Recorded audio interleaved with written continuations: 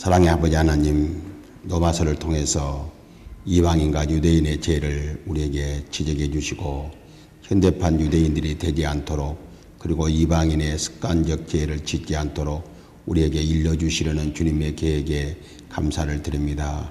이 시간도 말씀을 들으며 먼저 저희들이 주 앞에 깨끗하게 하시고 우리 주변을 깨끗게 하는 하나님의 사람들이 될 수 있도록 은혜 내려 주시옵소서.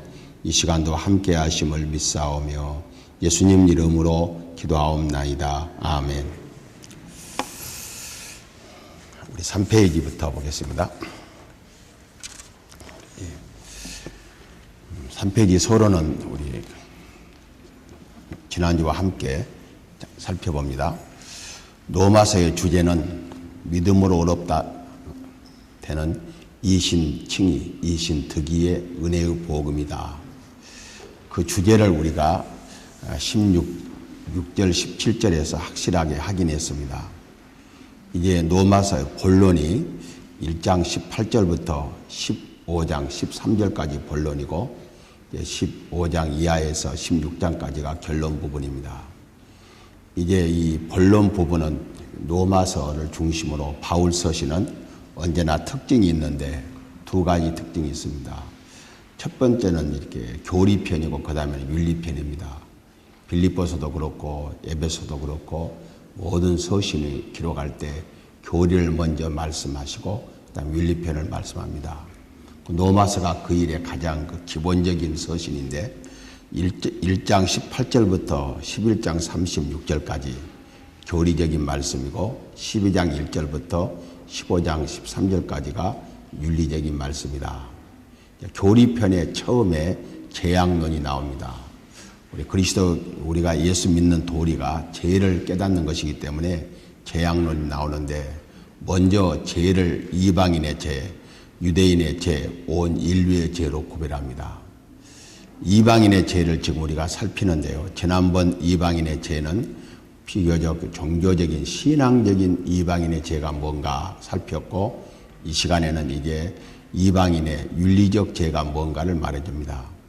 지난번 우리가 1장 18절부터 25절까지가 신앙적인 죄였고, 오늘 26절로 32절까지가 윤리적인 죄입니다. 그래서 지난번에는 하나님을 섬기지 않고 우상을 섬긴 것이 그들의 죄라고 말한다면, 윤리적으로 우상을 섬기는 사람들은 어떤 윤리적 죄를 짓는가? 성적 타락에서부터 시작된 죄를 말해줍니다. 그래서 오늘 말씀은 성경 어디보다도 죄에 대해서 자세히 구별하는데 죄의 목록이 그대로 잘 나와 있습니다. 그래서 오늘 말씀 중심 사상을 우리가 내용이 많으니까 넘어가고 이제 본문부터 보겠습니다. 먼저 우리가 본문을 볼 때 26절로 27절 말씀은 하나님께 버림받은 인간들은 자연 질서에 어긋난 성적 욕망에 사로잡히게 된다. 이상하게 우상 숭배하고 성적 타락하고는 같습니다. 또 교회가 타락하면 반드시 성적 타락으로 오고, 그래서 사이비 교주들은 반드시 성적 타락의 하나 표본임을 봅니다. 이것은 이상한 현실입니다. 그래서 옛날에 이교의 신전은 모두가 여사제들은 창녀들로 구성되었음을 우리는 봅니다. 그래서 기독교가 타락해도 성적 타락으로 오고, 그리고 모든 종교가 타락하게 되면 성적 타락이 오게 되는데, 오늘 이제 이방인의 죄에 있어서도 우상 숭배 다음에 성적 타락에 대해서 오게 됩니다. 하나님께서 죄인을 더러움에 내버려 둘 때 정력대로 살면서 우상을 섬기고 자기 몸을 욕되게 했다. 사람의 타락의 단계와 심도를 보여주고 있다. 처음부터 보편적으로 흔히 있는 죄를 이제 심도 깊이 우리가 살펴봅시다. 먼저 26절 말씀입니다. 이 때문에 우상 섬기는 때문입니다. 하나님께서 그들을 부끄러운 욕심에 내어버려 주셨으니 곧 그들의 여자들도 순리대로 쓸 것을 바꾸어 영리대로 쓰며 그랬습니다. 여기에 부끄러움이란 불명예, 치욕, 수치를 가리킨다. 이런 욕심에 버려진 인간들은 먼저 여자들이 성을 순리대로 쓰지 않는다. 순리란 남녀가 결혼하여 부부의 사랑으로 성생활을 하면서 자녀를 낳아 기르는 것을 우리가 순리로 말한다면 영리란 순리에서 벗어난 모든 성생활, 부부 이외의 모든 성생활을 영리로 봅니다. 부부 이외의 성생활을 우리가 영리로 볼 때 성을 쾌락의 도구로 이용함으로 부부관계를 떠난 성관계는 부끄러운 일이다. 그런데 이런 일들을 여자들이 앞장섰다는 겁니다. 타락한 사회의 대표적인 것은 여자들이 이를 앞장섰다. 요사이도 우리나라도 이런 일들이 많이 있잖아요. 그런 의미에서 27절 봅시다. 이와 같이 남자들도, 여자들이 그러니까 뒤질세라, 남자들도 순리대로 여자 쓰기를 버리고 서로 향하여 음욕이 불릴 듯하며 남자가 남자로 더불어 부끄러운 일을 행하여 그들의 그릇 때문에 상당한 보응을 그들이 자신이 받았다. 여기서 여자들이 순리대로 부부 외의 성관계를 갖게 되니까 남자들도 그렇게 하고 여자 쓰기를 영리대로 쓰고 그리고 동성애를 하는 그런 일들이 벌어졌다는 겁니다. 이런 일들이 오늘만 있는 거 아니라 구약시대부터 이렇게 전해오는 그러한 죄입니다. 봅시다. 여자뿐 아니라 남자들도 성을 순리대로 쓰지 않게 된다. 이제 성은 사랑 안에서 부부간에 존재하는 성스러운 것이 아니라 거룩한 것이 아니라 인간에게 가장 더러운 행위가 되고 말았다. 결혼관계를 떠난 성행위는 사랑이 아니라 음욕이다. 이 음욕의 자제력을 상실한 것을 불릴 듯 했다고 말한다. 억제할 수 없는 그런 음욕입니다. 음욕 중에 불타버렸다는 겁니다. 이때부터 성은 인간 사회의 상품화되고 상대 인간을 놀이개로 삼게 됐다. 인간의 존엄 이런 것들은 거기서 존재할 수 없게 됐습니다.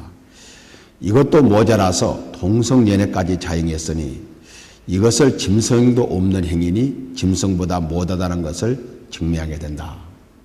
이것이 인간 타락의 극치요 하나님의 심판을 피할 수 없는 범죄다. 성경을 기록할 때 로마에서 성격 타락에 대해서 세네카라는 사람이 지적하기를 로마인들은 이혼하기에 결혼했고 결혼하기 위해서 이혼했다. 그러니까 그냥 이혼이란 것이 다반사로 여겼다는 겁니다. 당시 성격 타락을 우리가 짐작할 수 있었다. 결혼하면 이혼하는 것으로, 이혼하면 결혼하는 것으로 이렇게들 생각했다는 겁니다. 이 하나님께서 상한 보응이 있었는데 그 보응이 성을 순리대로 쓰지 않을 때 모든 성병이 발생하는데 오늘은 우리 후천석 면역결핍증, 에이즈가 그 대표적인 겁니다. 그래서 어느 시대나 매독, 임질 그런 것들을 중심으로 성이 타락하게 되면 거기에 수반된 하나님의 벌이 언제든지 있었다는 겁니다. 그래서 우리 동성연애 호모섹스가 오늘 또 유행하게 되는데 성경에서 이것을 엄히 금했습니다. 그리고 구약에서 금했습니다. 너는 여자와 동침한 같이 남자와 동침하지 말라. 이런 가정한 일이니라. 누구든지 여인과 동침하듯 남자와 동침하면 둘 다 가정한 일을 행한 인적 반드시 죽일지니 자기의 피가 자기에게로 돌아간다. 엄하게 구약에서 명령했고 신약에서도 남색하는 자, 호모섹스를 가르치면서 이런 자는 하나님의 나라를 유업으로 받지 못할 것이다. 이제 이런 것들이 종교 범죄로 돌로 쳐 죽인다거나 백성 중에서 내버린다거나 그러지 못한 신약시대는 그런 제도가 없는 신약시대는 하나님 나라를 유업으로 받지 못하는 하나님 나라 못 들어가는 범죄로 봤다. 바울사도는 이방인들의 범죄를 단계적으로 말하면서 하나님을 섬기지 않는 우상숭배로 가고 우상숭배는 성적 타락으로 가는 지름길이라는 것을 말해주고 있다. 처음 서두에서 말씀드린 것처럼 이것은 성경이 지적하지 않아도 인간 사회에서 있는 일이었습니다. 이것을 보고 있노라면 하나님께 대한 인간의 바른 태도가 무너지면 자연히 인간에 대한 바른 태도도 무너지고 하나님과 바른 관계가 형성되면 인간과의 바른 관계도 자연스럽게 형성되는 것을 알게 됩니다. 그래서 하나님의 말씀을 순종하는 사람이 어찌 부부관계, 부모와 자녀관계, 형제관계가 잘못되겠어요. 실제 우리는 신앙 위주로 하게 되면 모든 것이 정상화되는데 하나님을 떠나면 언제 어떻게 잘못될지 우리는 보장을 못한다는 거예요. 하나님을 떠난 인간의 포도당한 사회는 개성과 자유를 존중하여 출발하였지만 성적 타락과 방종만 가져오게 됩니다. 결과적으로 세상 모두가 하나님의 공의에 따라서 상당한 보응을 받게 됐다는 겁니다. 금지된 쾌락을 얻으려고 애쓰던 욕망은 행복과 번영을 주지 못하고 오히려 하나님의 심판만 낳게 된 이런 슬픈 사실이 우리들의 역사 속에서 있었고, 오늘은 이런 것들이 보편화돼서 죄를 죄로 보지 않는 그런 경우가 생겼다는 겁니다. 우리 교훈을 봅시다.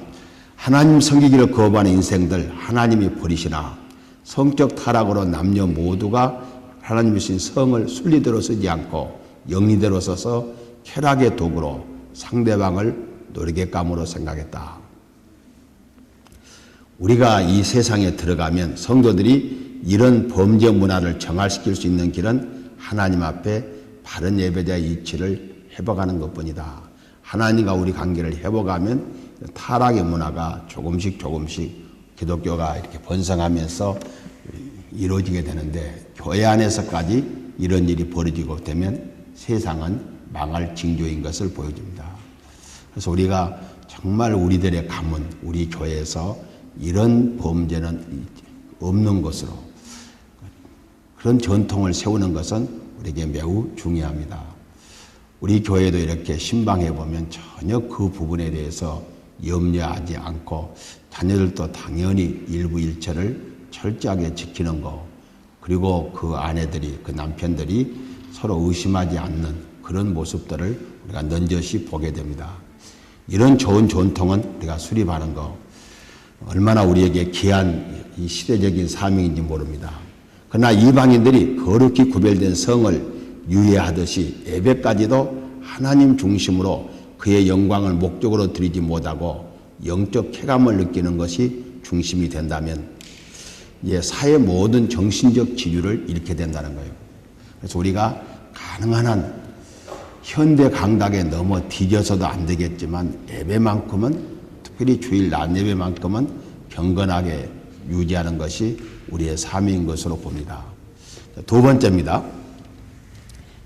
뒤에 내용이 많이 나오니까 28절 32절은 하나님을 떠나면 인간성이 상실되고 하나님이 그대로 버려두면 범죄가 발생하고, 그 범죄가 발생할 때 그 범죄를 부끄럽게 생각하지 않고 당연한 것으로 생각합니다.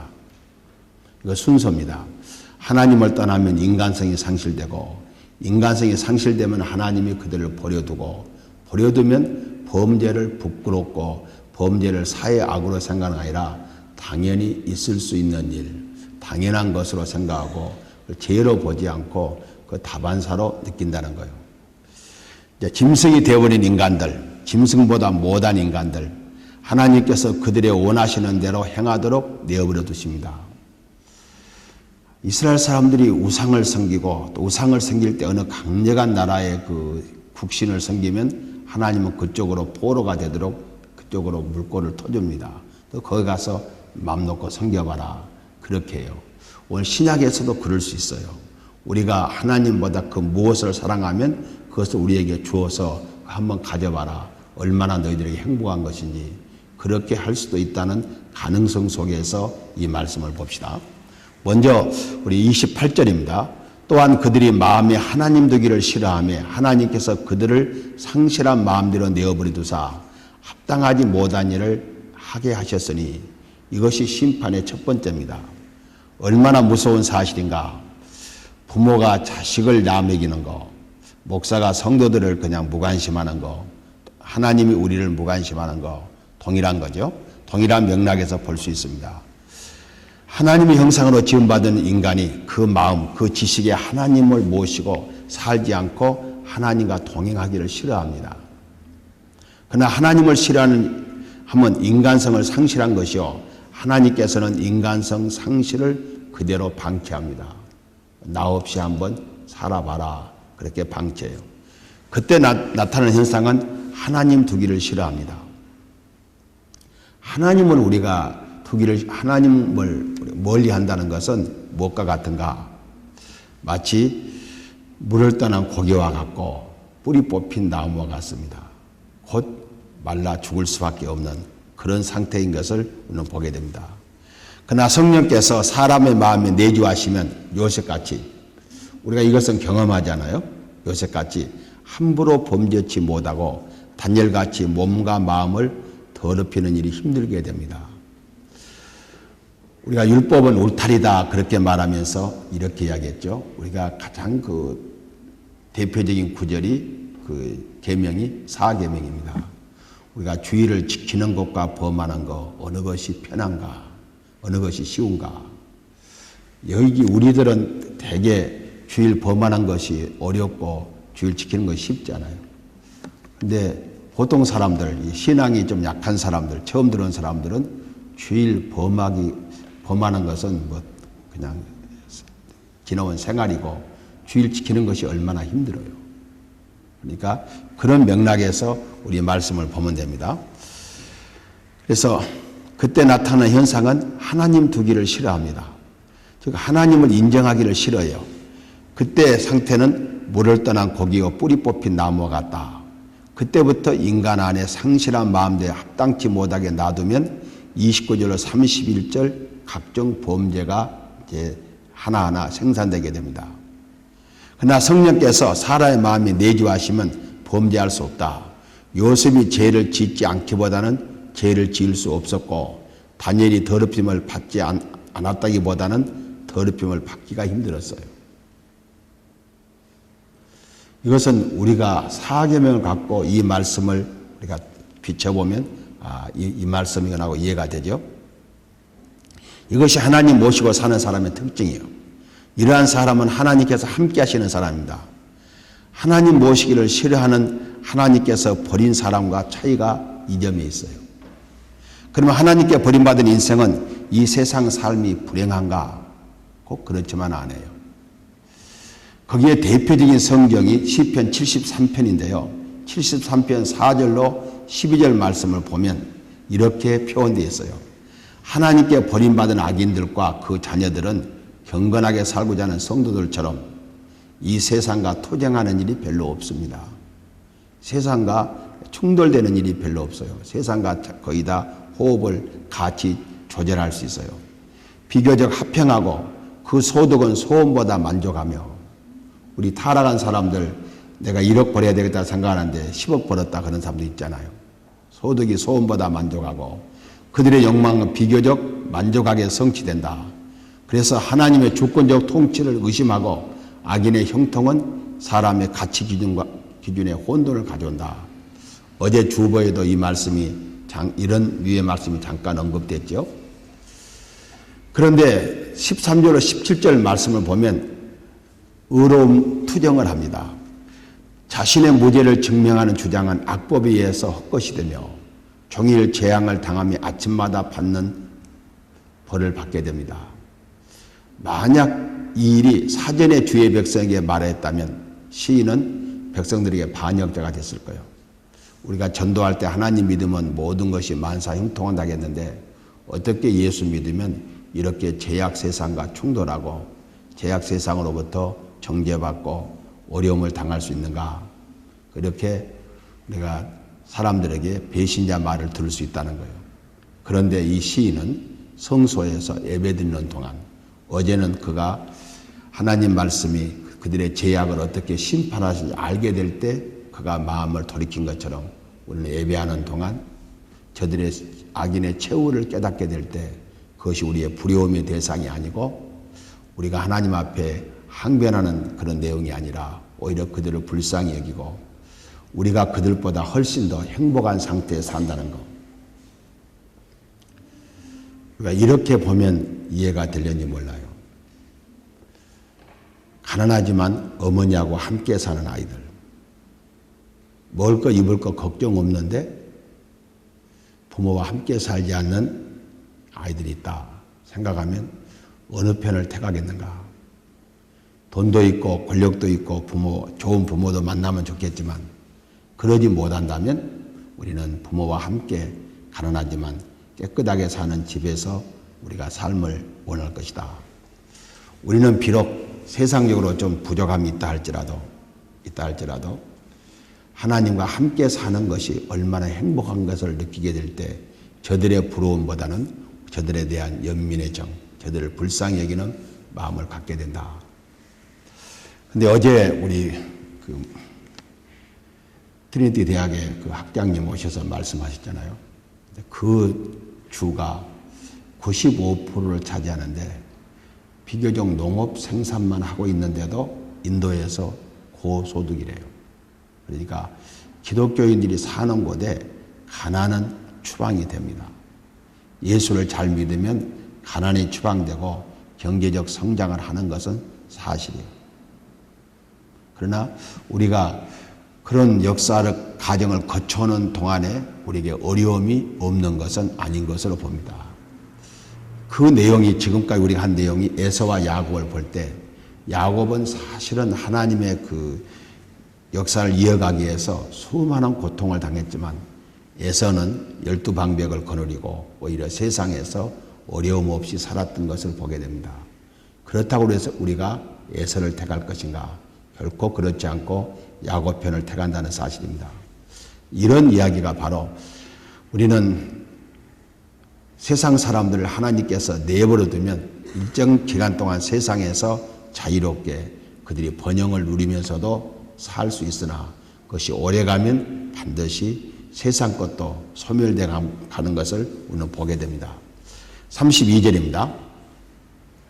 29절 31절까지는 범죄에 대한 내용이 있으니까 그들이 이 같은 일을 행하는 자는 사형에 해당하다고 하나님께서 정하심을 알고도 앞으로 우리가 세 번째 대지에 상고할 29절부터 31절까지 모든 죄를 지으면 사형에 해당하다고 하나님이 정하심을 알고도 자기들만 행할 뿐 아니라 또한 그런 일을 행하는 자들을 옳다 하느니라.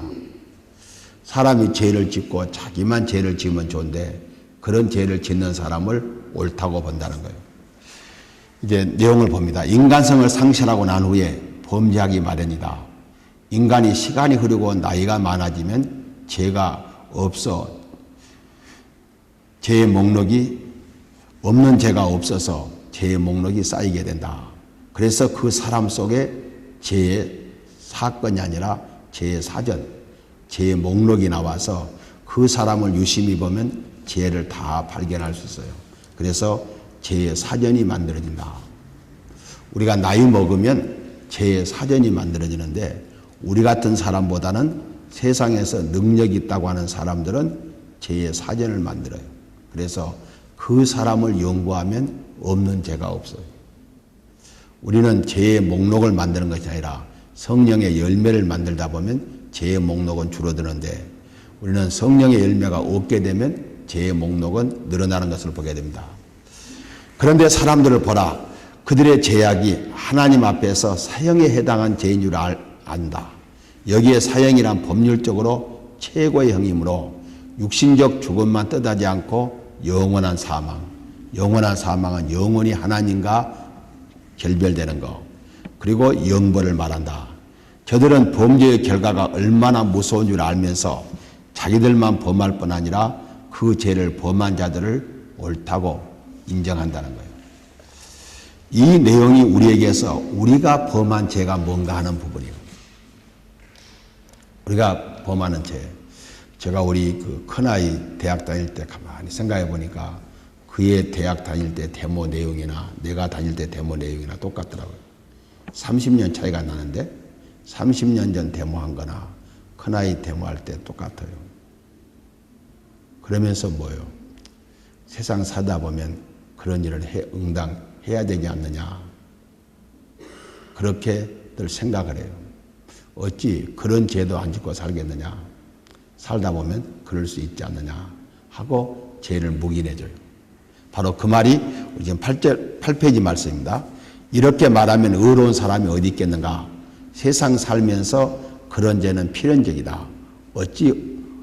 어찌할 수 없는 일이다. 지옥간들 어찌하겠는가.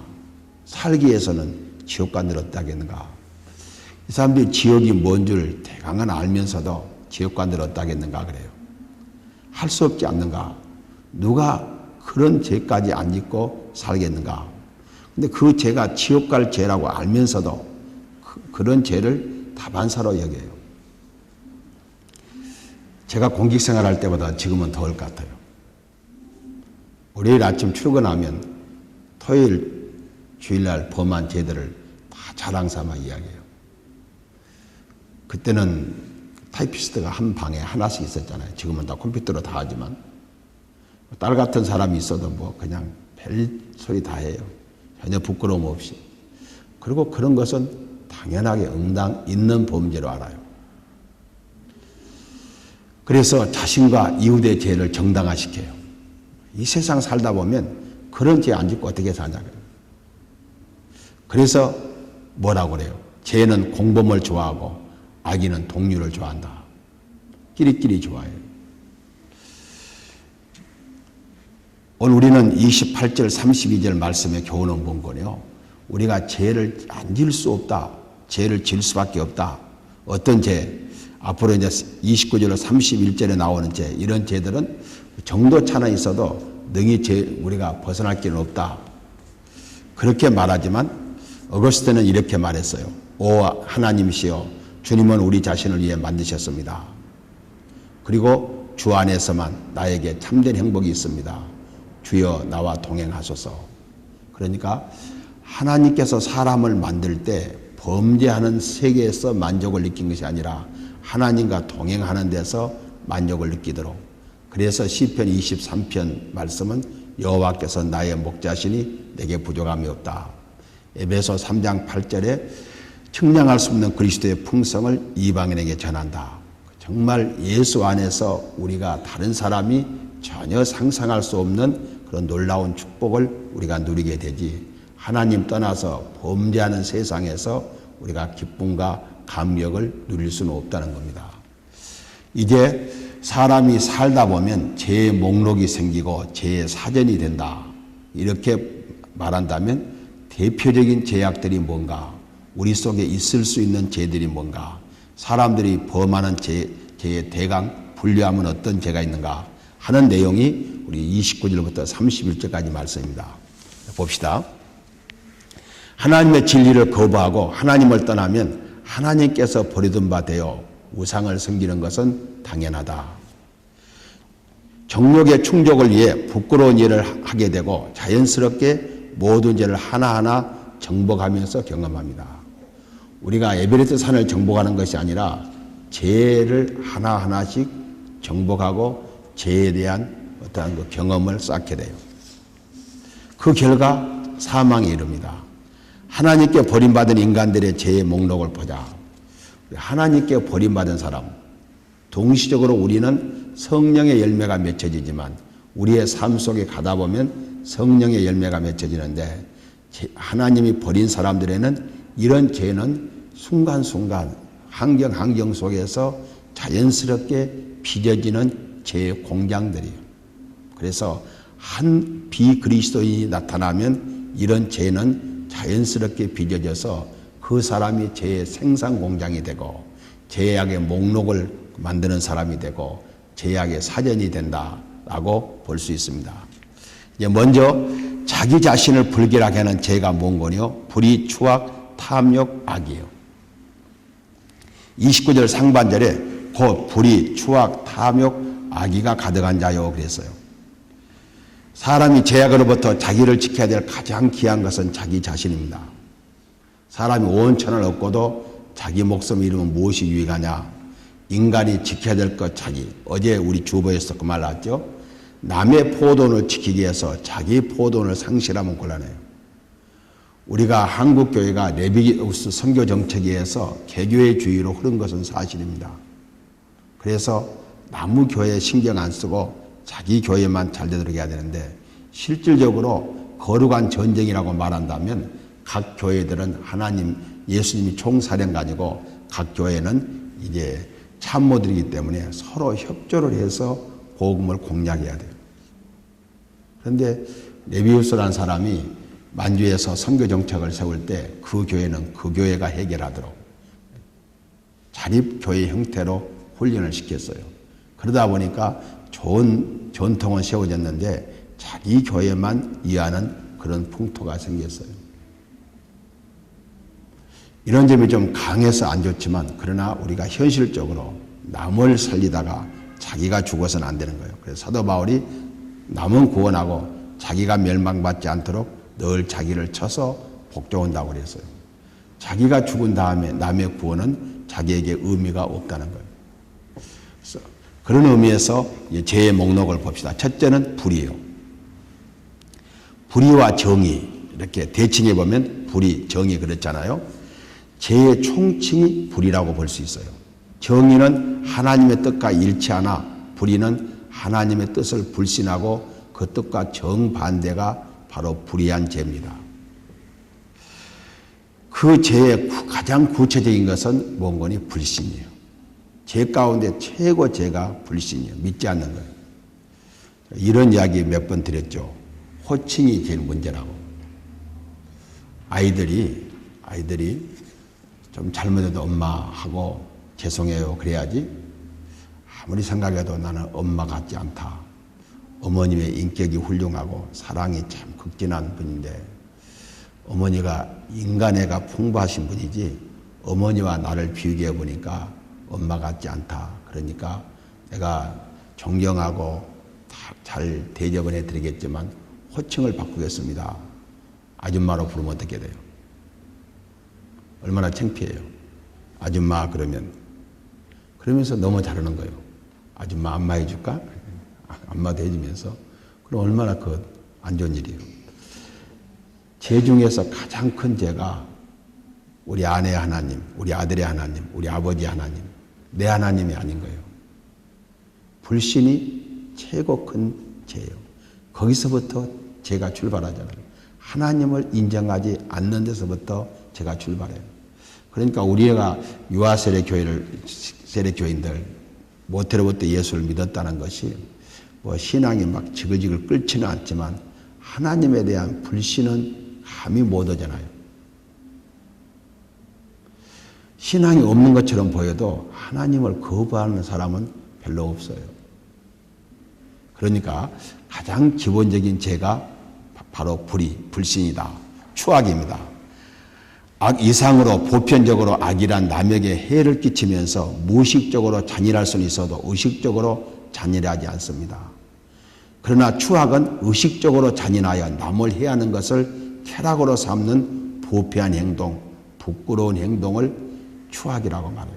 추악한 놈, 그러면 남의 결점을 즐기고 남을 해하면서 쾌락을 느끼는 것. 이것이 바로 추악이에요. 탐욕은 가다한 치부욕으로 지칠 줄 모르는 욕망이다. 탐욕에 진 사람은 소유물보다 소유 행위를 즐깁니다. 십계명에 위반하는 것으로 그 범위는 물질뿐만 아니라 사람, 남의 아내, 남의 남편, 남의 일꾼, 기업하는 사람들은 남의 일꾼, 목회하는 사람은 남의 교인. 이것도 탐욕이에요. 악의가 가득하다 행동으로 나타나지 않는 악한 마음, 악한 계획, 남을 해하려는 도끼 등을 악이라고 말한다. 우리 자신을 부정하게 만드는 것이 있다면, 우리 자신의 인격을 더럽히는 것이 있다면 불의, 추악, 탐욕, 악의가 있다. 이런 것들을 제거하는 방법이 뭔가? 모든 죄의 공통적인 것은 거기에 벗어나려면 하나님을 그 마음과 생활에 모시고 그분의 말씀에 순종하여 지배받는 자세가 필요하다. 그리고 범사에 감사하는 삶. 그래서 우리 교회에서 가장 많이 하는 말이 뭡니까? 성도의 기본적 특징, 안으로 감사와 기쁨, 밖으로 근면성실. 우리 교회는 게으른 사람이 없잖아요. 다 부지런하잖아요. 밖으로 감사와 기쁨. 남들이 보기에는 그렇게 웃음이 없는 사람 같은데 맨날 웃고 감사와 기쁨이 넘치고 근면성실한 것. 이것이 자기를 지키는 중요한 내용이다. 두 번째, 남을 해치는 심적인 죄. 마음으로 남을 해치는 겁니다. 시기, 살인, 분쟁, 사기, 악독이에요. 요한일서 4장 7절로 8절은 사랑하는 자들아 우리가 서로 사랑하자. 사랑은 하나님께 속한 것이니 사랑하는 자마다 하나님께로부터 나서 하나님을 알고 사랑하지 않는 자는 하나님을 알지 못하나니 이는 하나님은 사랑이십니다.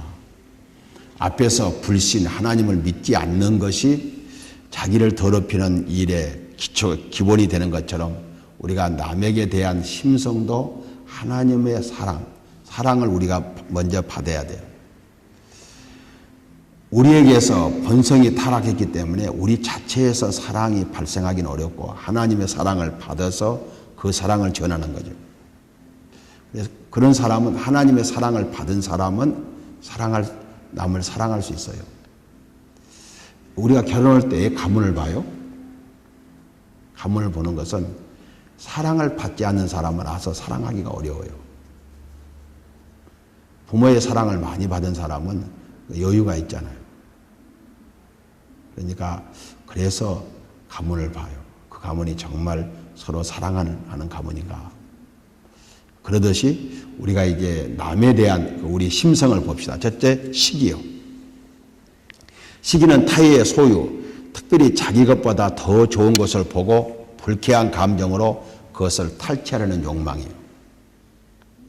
목사도 여기도 순복음교회가 크니까 권현씨 자기가 능력 없어 못 키웠다는 말은 못하고 조 목사가 문제가 있다 그러면 곤란하죠. 문제 없는 사람이 어디 있겠어요? 문제는 있더라도 하나님이 참 귀하게 크게 사용하시구나 그래야 되는데 크면 뭐해? 진실해야지. 저는 안 키워놓고 그래. 그러니까 그거 다 질투예요. 시기예요. 남의 아들이 좋은 직장이 있으면 직장만 좋으면 뭐해? 신앙생활 잘해야지. 신앙생활도 잘하고 직장 좋으면 좋죠. 일단 칭찬해주고 봐야지.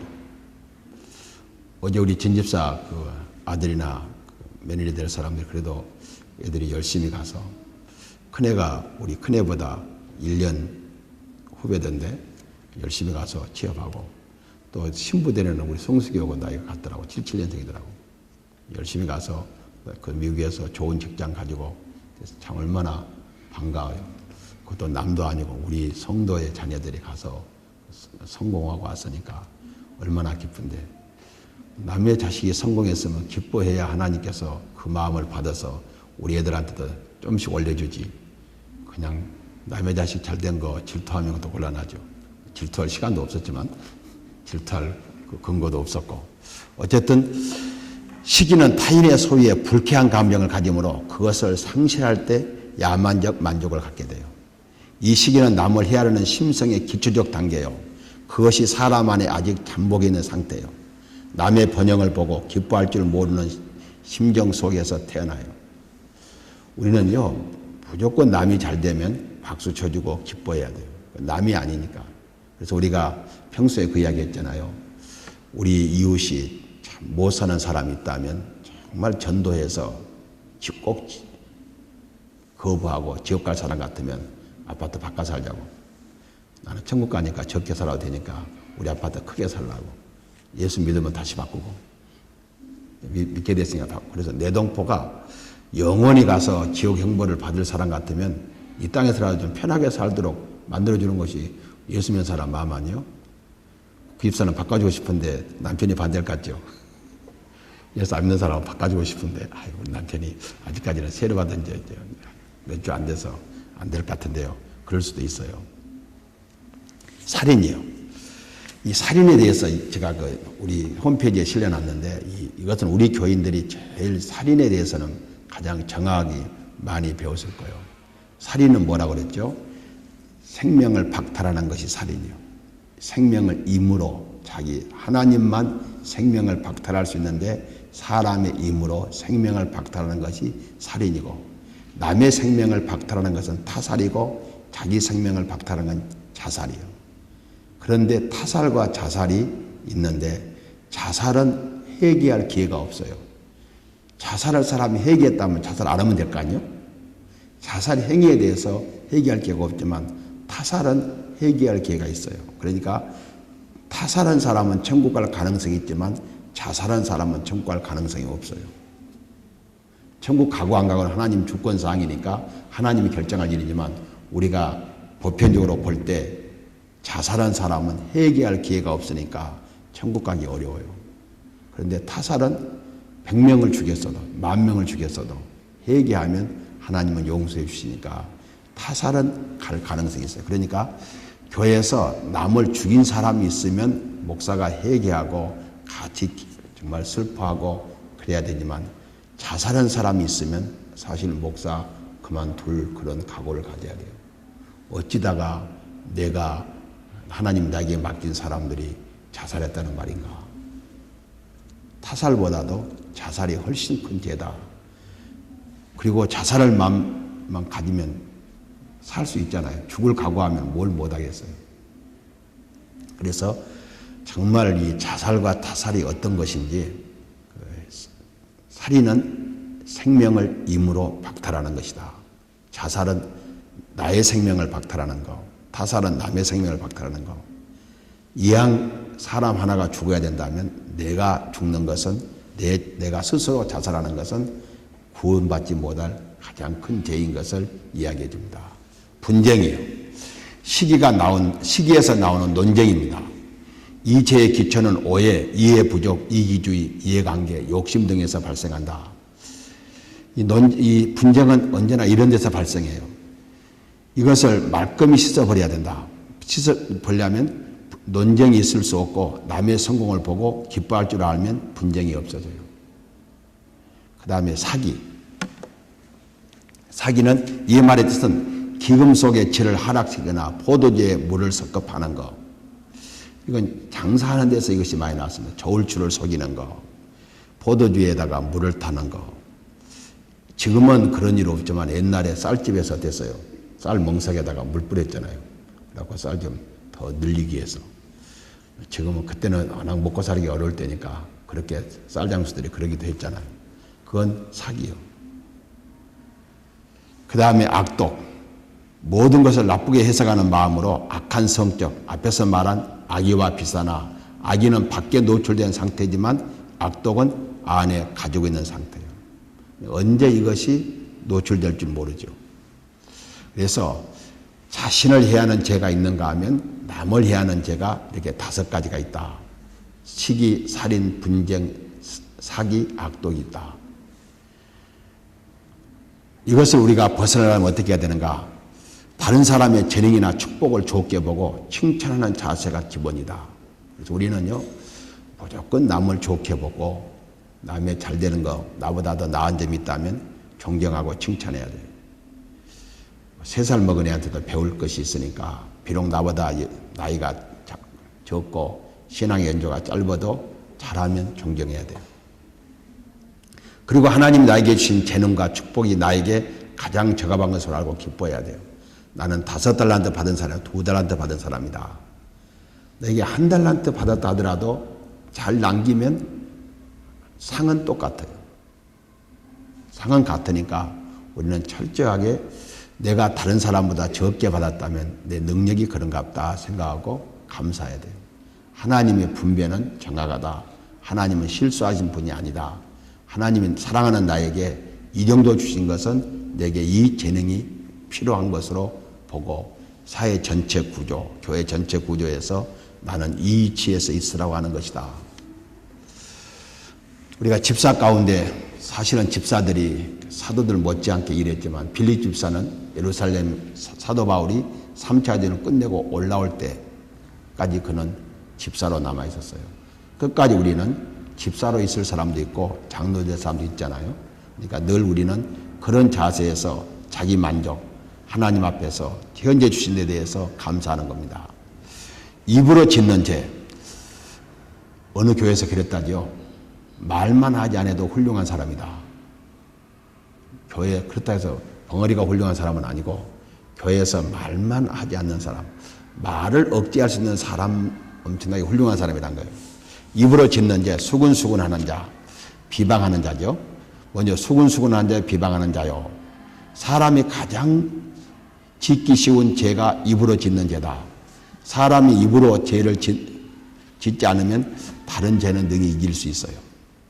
우리가 다 실수가 많으나 만일 말에 실수가 없는 자라면 곧 온전한 사람이다. 능히 온 몸도 굴려 씌우느니라. 인격 전체가 훌륭할 수 있다는 거예요. 말로 실수가 많으며 다른 실수보다 더 많아요. 그 이유는 다른 모든 것 각종 짐승, 벌레, 바다, 고기 다 길들어 사람이 유용하게 쓸 수 있으나 우리 혀는 길들이기 어렵다고 그랬어요. 그래서 이런 일들을 위해서 뭐라고 그랬어요? 사람이 듣기는 속히 하고 말하기는 더디하라. 특별히 교회에서는 말하기를 더디하면 그건 반은 성공한 거예요. 가만히 있으면 중간은 가잖아요. 아는 척 하다가 실수해서 무식이 폭로되니까 가만히 있으면 중간이 가니까 교회에서는 중간 가기 위해서 말만 안 해도 훌륭한 사람이다. 몸은 움직이고 말을 않는 거 좋겠죠. 수근수근 하는 자. 뒤에 숨어 본인이 듣지 않는 데서 비방하고 악평하는 것이다. 잘못된 성품을 가진 자의 악의에 찬 말을 듣고 확실한 증거 없이 남을 비방하는 거예요. 우리는 정말 이건 사람 앞에서 이야기하는 것은 이해할 수 있지만 없는 곳에서 그 사람의 칭찬은 좋은데 비난은 삼가야 된다. 그런데 보통 사람들이 이렇게 해요. 이렇게 합니다. 그 누가 참 이렇게 참 훌륭한 분이고 좋은 분이다. 그러면 사람들이 귀담아 들으면 마지막 그런데 그분이 이거 하나 결점이란 말이야 그래요. 그러면 앞에 이야기는 다 잊어버리고 결점만 기억해요. 그런 재주를 부릴 필요가 없어요. 그러니까 사람들이 그 사람의 좋은 점을 쭉 이야기하다가 귀를 기울이면 마지막에 이 점이 나쁜 거. 그러면 사람들은 나쁜 것만 기억하고 그 사람의 인상이 나쁜 것만 기억해요. 전에 우리 교회에 그런 사람이 있었어요. 수원으로 이사 갔는데 이사간 게 아니라 수원으로 시집갔지. 오면 새로운 사람이 오면 나를 얼마나 칭찬하는지 몰라. 훌륭하다고. 그래놓고 우리 목사님 다 좋은데 이가 하나 나쁘다고 그래요. 그러니까 전에 교도소 가장했던 김건수 집사 딸이 인옥이가 저를 설교할 때 얼굴을 착 유심히 쳐다봤대요. 어떻게 설교를 하는지 모르겠다고. 그 한 가지 그 이야기만 하니까. 그런데 나중에 알고 보니까 사실이 아니니까 자기가 미안하다고. 그 애가 대학을 못 갈 때 내가 추천해서 대학을 갔잖아요. 유아교육과. 나한테 미안하다고 하더라고요. 그러니까 사실인 것도 우리가 조심해야 되지만 사실이 아닌 것도 이야기해 놓으면 그 사람이 해명이 될 때까지예요. 저거 나이가 연배가 같은 분이 10년 전에 교회 개척을 했어요. 애 개척했는 거니 우리 주변에서 개척했어요. 어느 분이 교회에 들어와서 자기 목사님 집도 다 접히고 그래갖고 다 해갖고 그 교회가 목사님 이름으로 돼 있었는데 교회까지 넘어가 버렸잖아요. 개척을 했는데 사람들이 와서 묻는데요. 목사님 나이면 교회가 안정될 나이인데 지금 개척하셨냐고 그러면요. 아무리 설명해도 본전이 안 나온대요. 그래서 그 집사만 생각하면 그냥 밤에 불떡 일어난대요. 그런 일이 주일날 사람들한테 질문을 받고 나면 그리고 그 다음 주를 나오면 다행인데 안 나와버리면 그렇게 속상하대요. 그럴 거 아니에요? 그러니까 묻는 데 와서 나이가 좀 되는 사람이 그래서 개척도 젊었을 때 해야 되는 거야. 그 정도면 안정될 때인데 지금 개척하시냐고 그런대요. 그러면 설명을 시시콜콜 못 하고 설명을 잘 한다고 했는데도 듣는 사람들은 그렇게 좋게 안 듣는데요. 그러니까 얼마나 가슴 아픈 일인지 모른다고 그래요. 그러니까 우리가 이 말을 수근수근 하는 거, 비방하는 말, 공공연하게 상대방에 담대하게 남을 비방하는 거예요. 이렇게 근거 없이 하면서도 아니 땐 굴뚝에 연기 나겠는가 하면서 이렇게 공개적으로 비방하는 거예요. 이런 것들은요, 있을 수 있어요. 또 이런 죄도 있습니다. 우리 교회에서 일어난 사건인데, 본인이 선한 일도 하지 않고 선한 일 한다고 다 선전을 해요. 선한 일 한다고 선전하다가 내가 어떤 신학생을 돈을 줬다, 장학금을 줬다, 그렇게 이야기를 했어요. 이야기를 한 10번쯤 하다 보니까 안 줬는데 준 것처럼 이야기가 되잖아요. 그런데 나중에는 그 사람에게 내가 당신 신학교 다닐 때 돈 줬지 않냐니까 나한테 그러더라고. 목사님, 내가 목사만 죽여버려서 놔뒀다고. 그 참는데 내가 혼났습니다 그러더라고. 잘 참았다 그랬어요. 거짓말을 하다 보면요, 그 습관이 돼요. 그래서 내가 이렇게 좋은 일 했다. 좋은 일을 하지 않은 것을 했다고 10번만 이야기하면 한 사람보다 훨씬 더 확실하게 이야기할 수 있어요. 그럼 나중에 그 당사자한테까지 너 어려울 때 내가 학비 한번 대듣지 않냐고. 그러니까 그러나도 그 말 들어갖고 지금 혼내고 싶었는데 참이라고 혼났다 하더라고. 이렇게 하면 대강 누군지 기억날 거예요. 사람들 그럴 수 있어요. 정말 말을 교묘하게 해서 하면 사람들은 사실로 들릴 수 있어요. 이런 범죄에서 벗어나는 길은 하나님을 바로 섬기는 것이 기본이요. 이웃을 사랑하면서 겸손히 남을 나보다 낮게 여기는 마음을 가져야 된다. 그 다음에 교만한 마음에서 오는 죄인데 하나님을 미워하는 자, 능욕한 자, 교만한 자, 자랑하는 자요. 하나님 미워하시는 자요, 능욕하는 자요, 교만한 자요, 자랑하는 자다. 하나님 성기를 거부하는 자, 하나님 자리에 자신이 차지하기를 원하여 교만해집니다. 하나님 없는 자는 그 신분이 노예일지라도 교만하고 경멸합니다. 그렇잖아요. 우리가 이 이야기 자주 했죠. 노예도요, 하나님 모시지 않으면 교만해요. 제가 신분이 좀 자유한 사람에게 태어나서 그랬지, 네가 노예의 아들로 태어났더라면 너는 정말 노예 중에서 골치 아픈 노예다. 그렇게 교만해요. 하나님을 미워하는 자, 하나님을 반역하는 자, 하나님이 계신다면 자기에게 불리할 줄 알고 하나님의 뜻을 말하면 무조건 거역하는 불신세계에서 얼마든지 볼 수 있어요.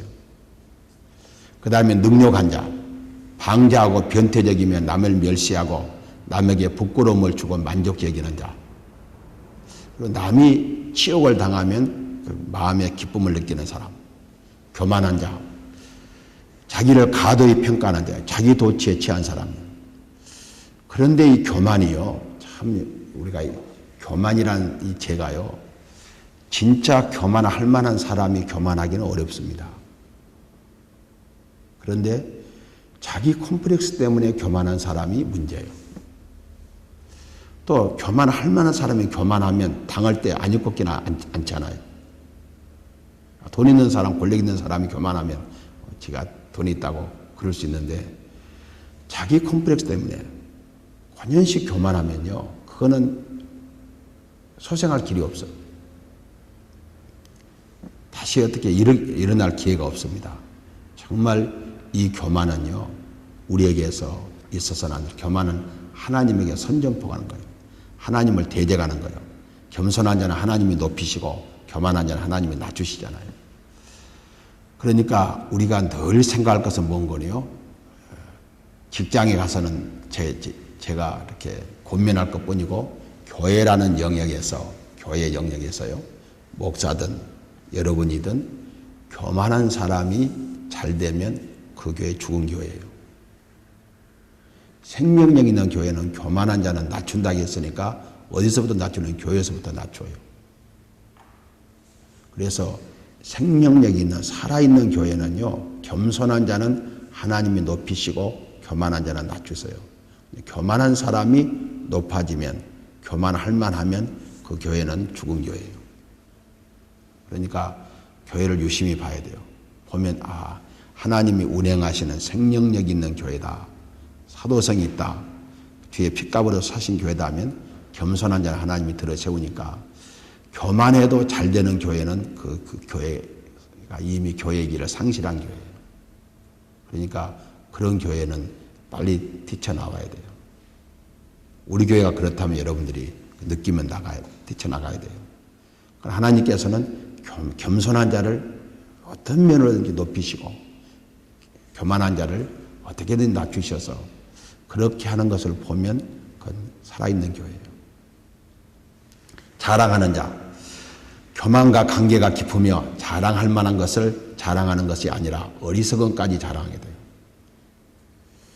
그래서 우리가 이 자랑하기 위해서 무슨 일을 하는 일, 이건 자기 가시, 이것도 문제가 되는 거예요.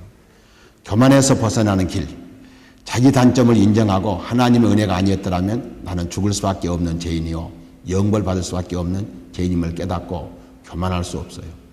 그러면 자기는 다 하나님 은혜죠. 그래서 우리가 늘 이야기가 뭡니까?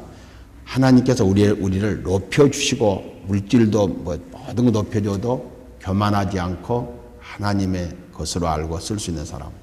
아무리 어려워도 좌절하지 않는 거. 그게 생명력 있는 사람이에요.